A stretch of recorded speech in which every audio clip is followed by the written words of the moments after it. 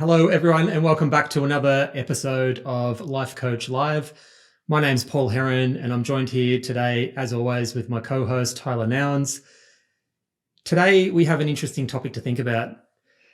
What's been on my mind over the last few weeks is change in general, change, growth, and how we can allow ourselves to step out of our comfort zone, commit to the growth that is required for us to establish and continue to make progress in our coaching and our businesses and achieve the success that we're ultimately looking to achieve.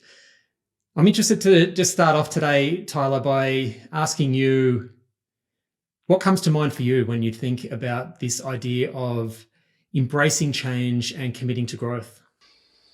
Yeah, well, growth is something new. What comes out of the current situation, whatever comes out of it, that's the newness that we're seeking to fulfill as part of our vision.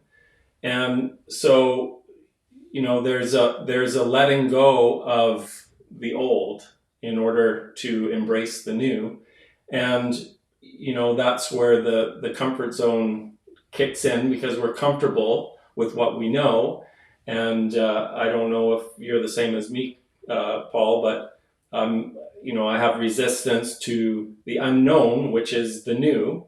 Even though I envision it, even though I'm wanting it and I'm working towards my goals, and it's still, there's something a little bit scary about change and the unforeseen. But that's where the excitement comes from, this commitment to growth. Absolutely. Over the past few weeks, we've spoken about vision and, how important it is to really be in touch with what it is that we're wanting to achieve. We've spoken about goal setting and how we can sort of pick out what the actions are that we want to commit ourselves to taking. But I think what comes to mind for me when I'm thinking about taking those actions is that if we are deciding and making decisions to move away from where we are right now, we're trying to move into a new direction, we're trying to build something that's bigger and better than what we currently have, it requires us to step into the unknown.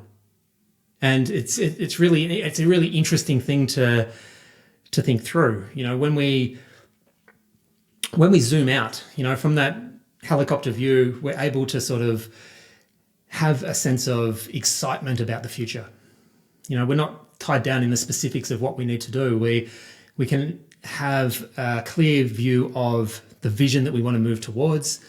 We kind of know where we currently are. We kind of know, we can sort of paint a picture of what the journey is going to look like.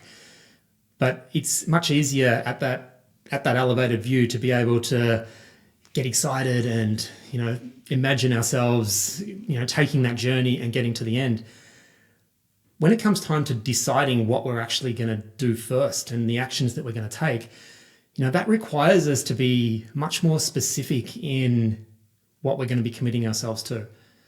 We're needing to set or make decisions around, specific timeframes, specific outcomes that we're trying to achieve, or that we would like to, actions that would be like to commit ourselves to taking, scheduling those actions, putting them into the calendar, and it becomes much more, the fear can sort of set in because it becomes real. This is the thing that we're committing ourselves to do. And these are things that we have never done before, typically.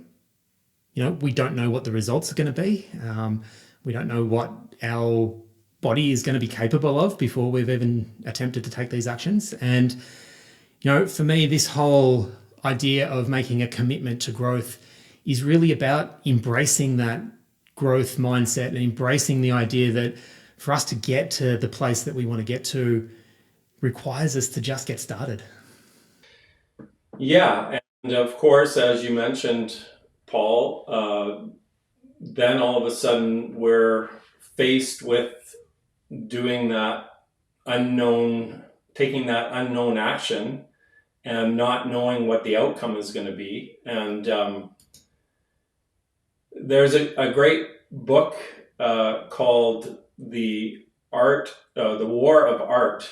I don't know if you've heard of that book, but basically I may have spoken about it before, but basically it talks about overcoming your resistance on a daily basis and having to face whatever fears are in the way. And, one of the things is that I've come to understand that fear is just a feeling. And yet fear is perhaps maybe the most powerful force.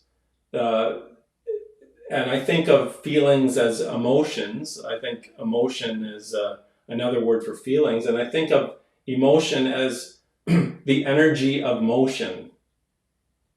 And, if we are stuck in our fear, it's going to quite likely prevent us from taking action. And we're going to revert back into the familiar, into our comfort zone and what feels safe, even if it's not particularly enjoyable in that place. Even though if we're sick and tired of our current situation, we feel like we're in a rut or we're stuck and we want to get out of it, still we take comfort in that, as opposed to the discomfort of actually, going beyond our fear and our resistance into the unknown and taking actions towards the fulfillment of our vision. Yeah, absolutely, Tyler. What's coming up for me here is that there is a conflict there in some ways. There's this conflict between knowing what it is that we've decided is so important for us that we've created a vision around and we want to start turning it into a reality. We know this thing is so important to us, but there is a safety and a comfort in the current situation in a lot of ways. Very often if we get to the point where we hit rock bottom, for example, that fear of, the fear of remaining in that current position can give us the boost we need to make the changes that we need to make. But what happens very often is that we are actually okay in our current situation. It's not that bad. We might have a job that's okay. Our situation and circumstances are fine. But when things are okay and comfortable and we've still decided to embark on this adventure that we've decided is what our future holds, for example, becoming a coach, creating a successful coaching business, when we're moving away from something that is truly comfortable towards the fearful reality that starting a business and jumping in the deep end is, that's where this conflict can really work its way into us and almost instill the fight flight response of freeze. We just potentially in this place where we're just waiting for the right time to feel ready to take the action. Right. Yeah, it is a leap of faith. And the problem is if we allow our fear and our resistance to keep us safe, then the downside of that is most people feel like they're stuck.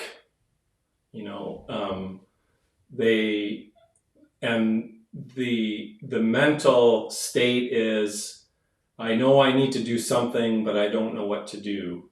So it's this kind of,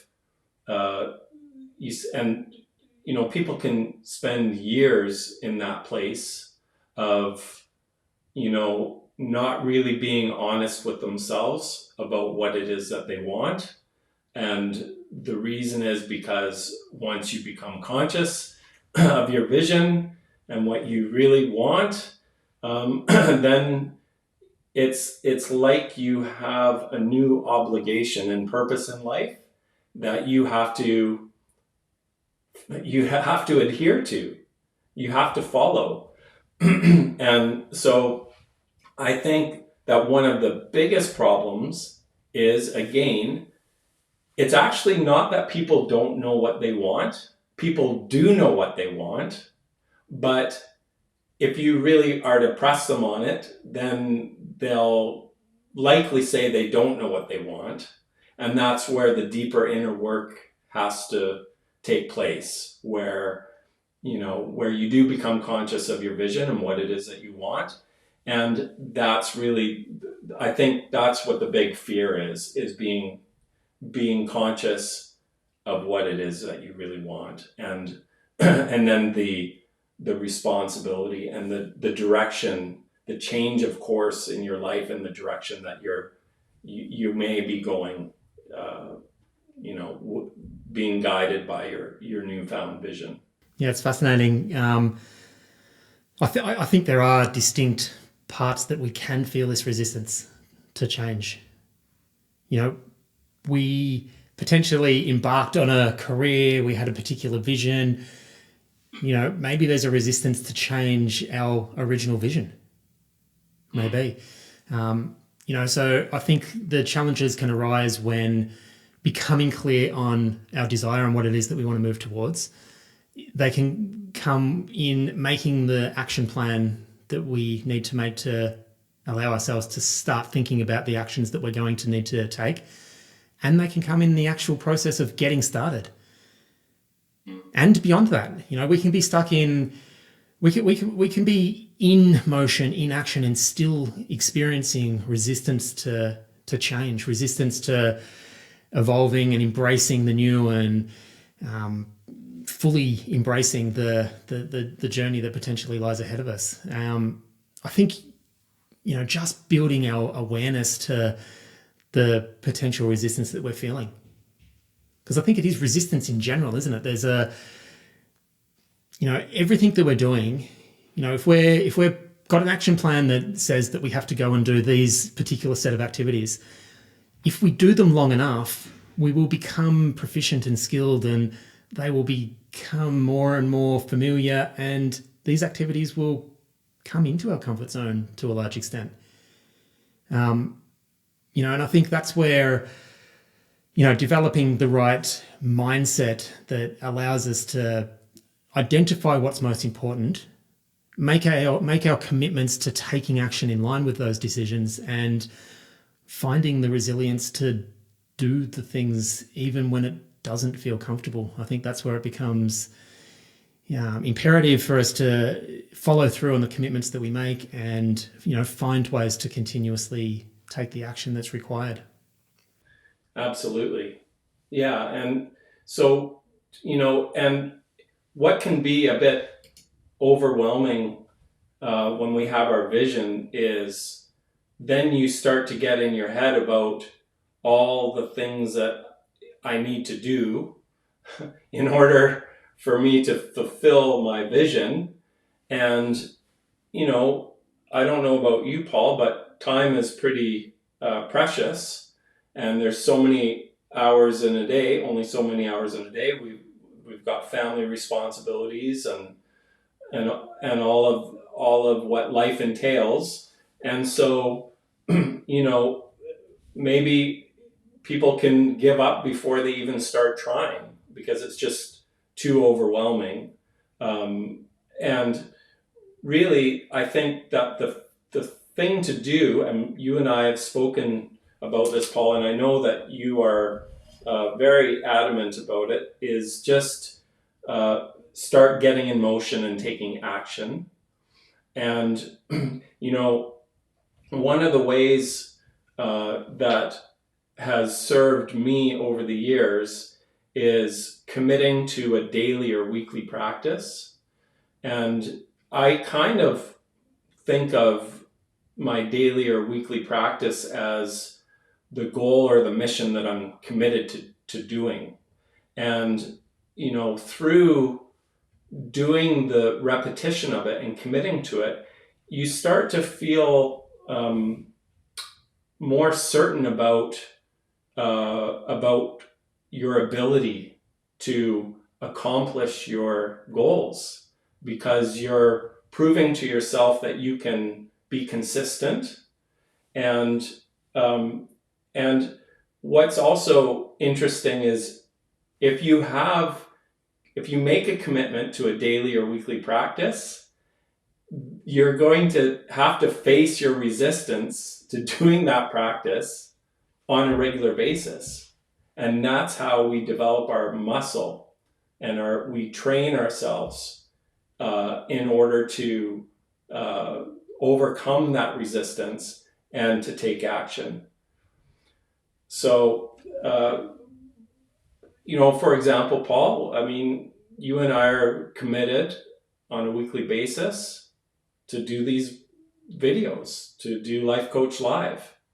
And I don't know about you, but I've certainly received a lot of benefit and faced my resistance and have grown as a result of this. I think we've done a fantastic job of facing some of our fears. And if I think back, over the last 18 months, the growth that I've been able to experience in terms of myself, putting myself out there, allowing myself to be visible, has been absolutely tremendous. And that has only come from my decisions to commit to taking these actions that are required. Because I think in the end, that's all we have. We have our vision. We can conjure up a really clear picture of what it is that we would like to move towards, what our desire is. We can break that down and put a plan in place about how we're going to get started. But ultimately, we need to make a commitment to ourselves to do the work that's required. I think we've mentioned this before, but we can't think our way through to being the expert on anything. We can only take the actions to practice and to commit ourselves to doing the things that we are experiencing a little bit of resistance towards. And the reason that we need to embrace this idea is because, deep down we know that these actions are required for us to experience the growth that we're looking to experience. We also know that nothing lasts forever. We know that the resistance we're feeling won't always be there. And we know deep down, if we put the practice in, that we will be able to come out the other side at a completely different level. And that's the experience that I think both of us have been able to experience coming out the other side of a lot of the practice that we've put in over the last 18 months, Tyler.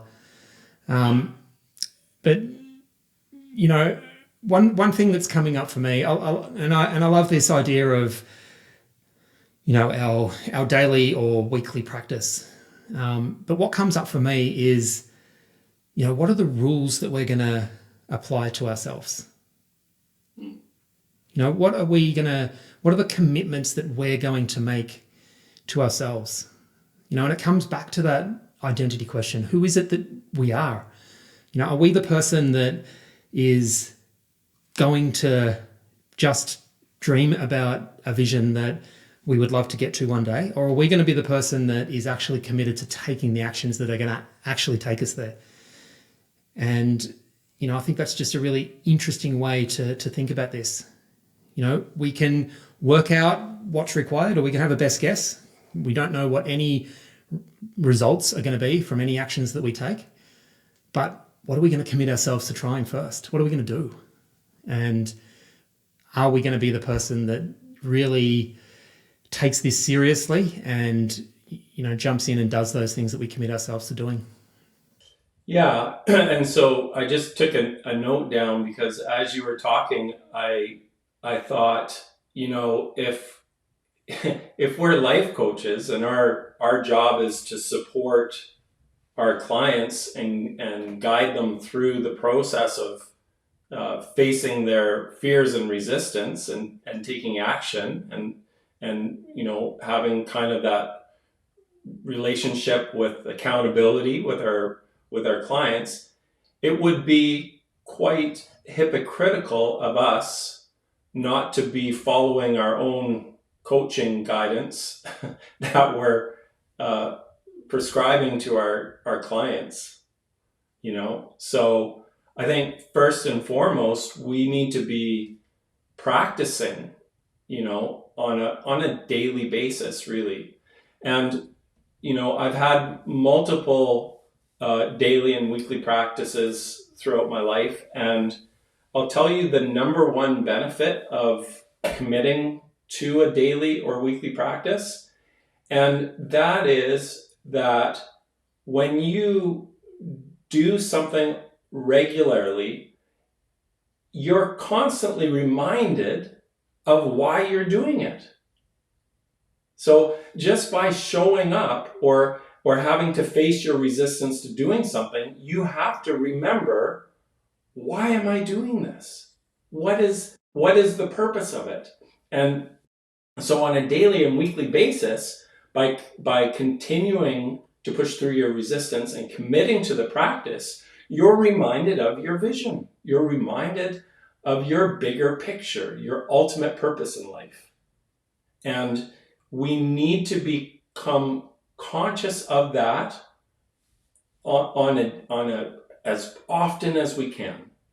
And so, and that's the problem. If you're not committed to yourself and to your vision and to your goals, then you're only shortchanging yourself.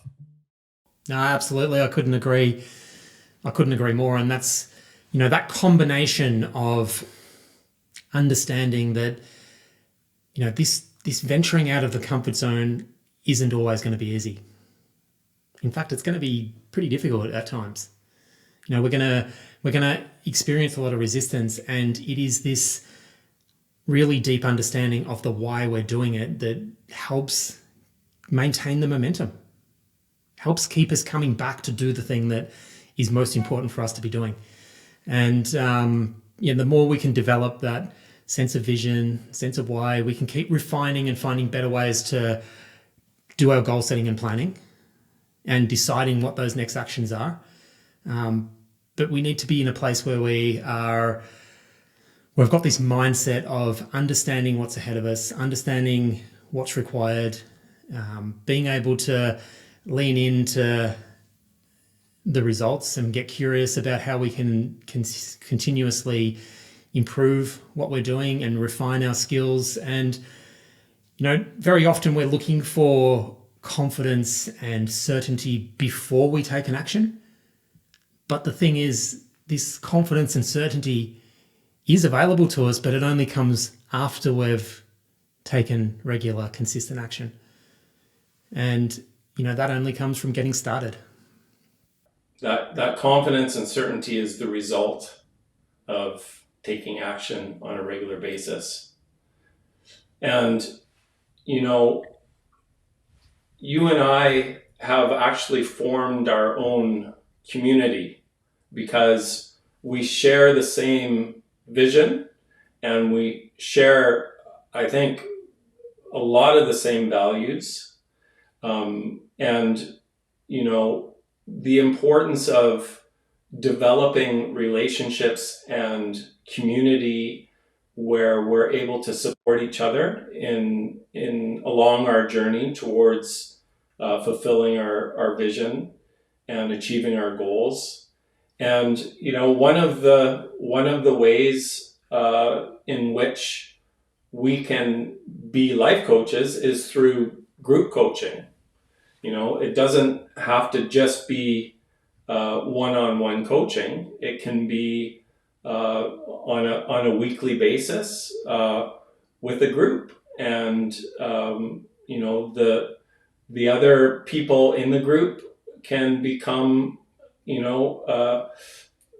peers that we respect and we develop relationships with, and that's exactly how Paul and I formed our relationship. And I think it's a great. I think it's essential, actually, is to be part of a community that you share the same values with, that you have the same vision, not exactly, but a lot of the common things. It's essential. And having that accountability aspect. I mean, that's what one of the things that being a great coach is all about with your clients, is the client feels a sense of accountability, not just towards himself, but towards you, the coach. No, I couldn't agree more. Again, Tyler, I think this idea of, potentially needing to do it alone is, it creates a silo for ourselves. And, there are many like-minded people out there trying to push for exactly or very similar goals to yourself out there. And the more that we can connect with other peers, the more that we can understand that the challenges that we're going through aren't unique to us. We're all in this same position. There is no one that can think their way through to being the expert at something. We all have to allow ourselves to go through the process, allow ourselves to come out the other side. And if we're able to do that in a supportive environment, it just makes the whole process so much easier. Not to mention our ability to go through that process at a faster, quicker pace. I reflect back on, the times that I thought I could do it all alone, compared to the times where I've either been working directly one-on-one with my own coaches or been involved in group coaching environments. And, it's like chalk and cheese. I'm just so much more productive. I've got so much more clarity about what is most important to me when I'm able to bounce ideas off others, when I've got a sense of accountability, when I'm making commitments to others. So that's something that I definitely want to keep developing and encouraging everyone to, find a way. Everyone's going to be unique, and it's about finding our own unique way. As Tyler said, this is one of the reasons why we are going down this path to potentially create an avenue that can connect like-minded coaches together. But, find your own way to be able to get that sense of connection and community with people that are going to be able to help propel you towards that vision that you're wanting to work towards. Yeah.